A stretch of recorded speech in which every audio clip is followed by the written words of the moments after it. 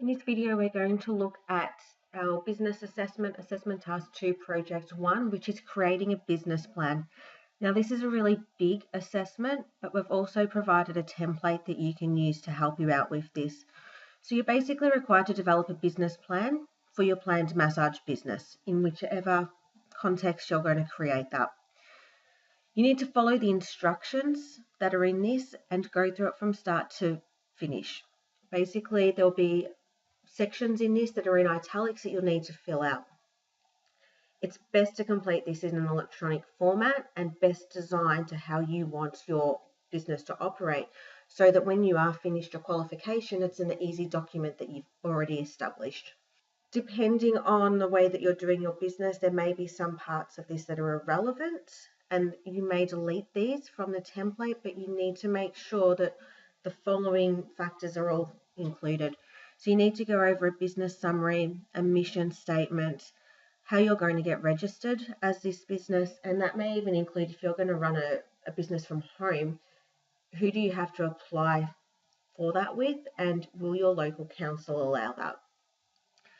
Where your business is going to be located, an organisational chart. So if you're just going to be the sole operator of this business, that's only going to include you.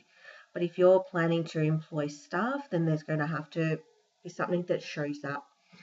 What insurances do you need? What risk management are you going to look at before setting it up? What legal considerations are there? What are the products and the services that you're going to offer? So is it just going to be massage? And if it is, are you offering 30-minute services, 45-minute services, an hour? Are you going to do mobile? And what are the associated costs that go with that? If you're going to sell products, or what are those products? What are you getting them in as a cost price for, and what are you planning to sell them at? Are you going to do packages and things like that as well? Who is your competition? So looking at the local area that you're going to set this business up in and who comes close to what you're doing. The market position as well.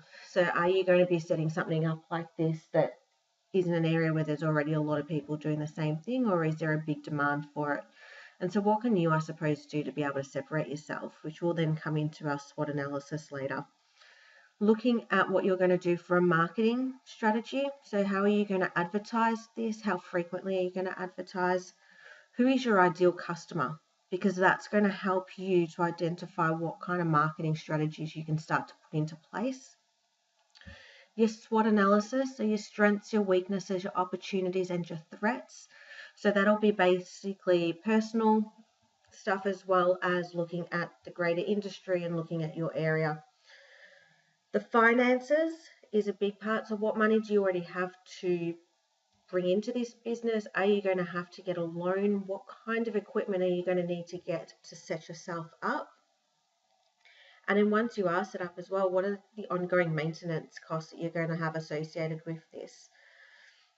Based on a lot of that financial stuff, you'll need to create a profit and loss forecast and an expected cash flow.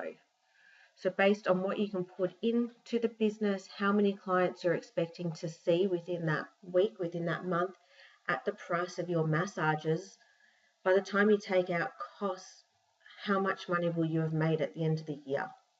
Now with this, keep in mind that most businesses won't turn a profit in the first year. So when we're looking at marking this, I don't want to see that you're going to make $100,000.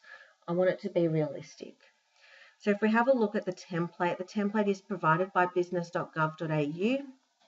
And if this is done something properly and you are having to apply for a loan for your business, this is a great document that you can take in with you.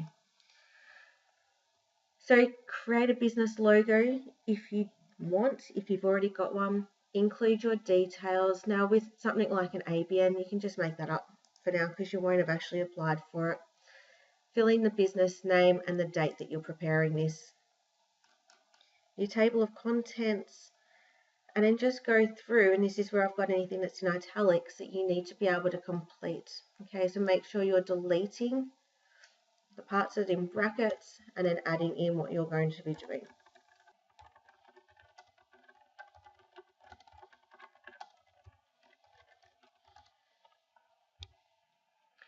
Who your market is, the future, your finances, business details, This is where the organizational chart's going to come in. So like I said, if it's only you as a sole operator, you just have to put your name and the owner manager. Okay, you can literally delete the rest of these boxes. Key personnel and current staff, and listing in what their qualifications are. So if it's just you, just putting in your name, your job title, your expected turnover, you're going to hope that you're going to be in there for long term, so there won't be the turnover. And let's list in your skills, your strengths, including your qualifications. With your required staff, this is where I would put in what you're looking at in the future. So who will you want to employ?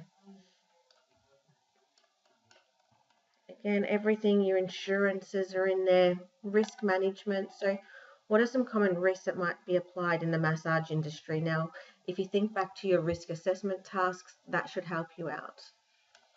Legal considerations, operations, inventory,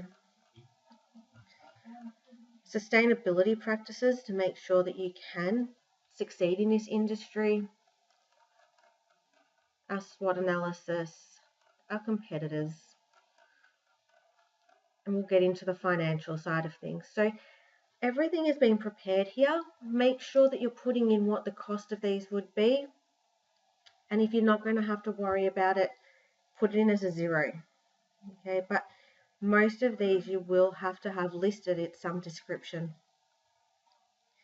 Your balance sheet forecast, now just change these dates up the top to reflect 3 years. So your first year, your second year, and your third year.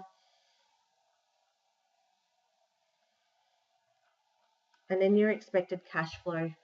So again, put in what your opening balance is, how much you're expecting to bring in terms of your sales, what are your outgoings going to be, and then working out what your monthly cash balance will be and your closing balance. Now what you've got to make sure is that the figures that you're putting in this table here are also matching what you've put up the top. Okay, that's going to be something that your assessor is going to be looking for to make sure that you have actually filled it out properly. And then any supporting documents that you may need to include with this. Okay, but if you fill out this and follow the template as it is, you should be able to cover off all of the required information that we need. If you have any questions with this, please feel free to talk to your trainer and they can go through this in more detail.